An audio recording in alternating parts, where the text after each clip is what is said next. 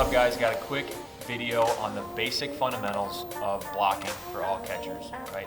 There's a lot of things that young catchers do that either make them get hit or not be able to block the baseball properly, and it can turn from something that you really don't like doing very much in a game into something that you can take a lot of confidence in if you can just learn the steps. One of the very first things is understanding what position we need to be in when we are blocking.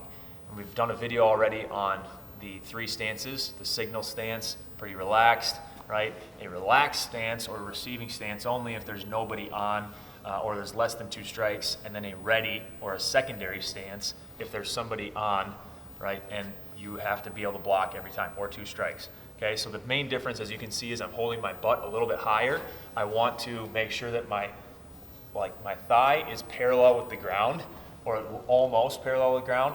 If my butt is well below my knee, I'm gonna have to get my weight, my hips, up and over my knee before I get back down to block. That's gonna be slow, okay? So we wanna make sure that we can get in this position. Let's say we've called a curveball, right? And we want the guy to bury it behind the plate.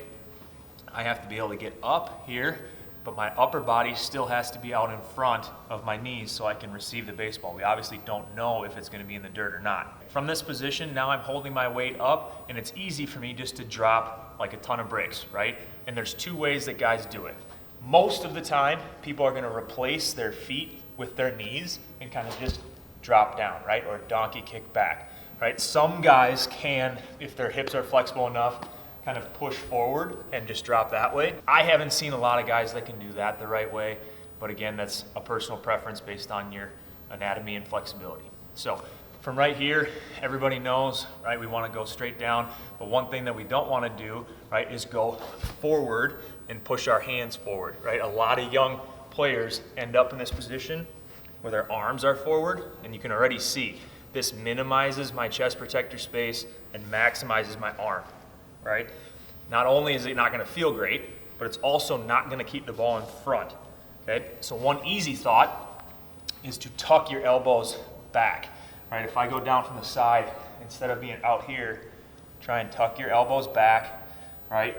And now this glove from the front will go all the way back and cover that 5-hole, and that accentuates the chest protector a little bit and pulls your elbows and arms back, so you have this nice rounded kind of wall that the ball can hit and hopefully stop right there. One last thing is, as the ball is coming in, right, if it bounces out there, as it's coming in, we want to focus on taking that chin to our chest and watching the ball in at the very last second, cover up your neck. So the only other thing from side to side that we're going to cover is pushing off, right?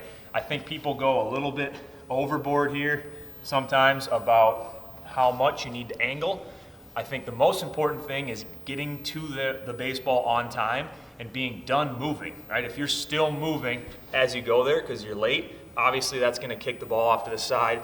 Let's make sure we get down, maybe subtly angle back towards the plate, but more importantly, push off with that far side, lead with the glove, and then drop. If you're stopped moving, even if you're facing straight at the pitcher, right? It's not a very sharp angle. It's not coming from the first baseman.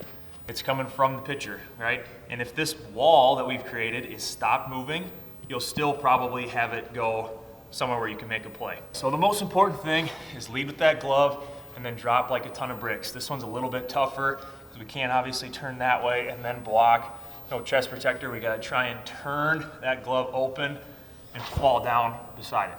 Again, you can practice this. A really easy way to practice this is to do dead blocks. Get in the position, the correct position, check to make sure you're there, and then have somebody throw to you, right? And the more you get used to tracking that ball in and getting good reps in, the more you'll understand what it feels like when you have a moving baseball to go down, okay?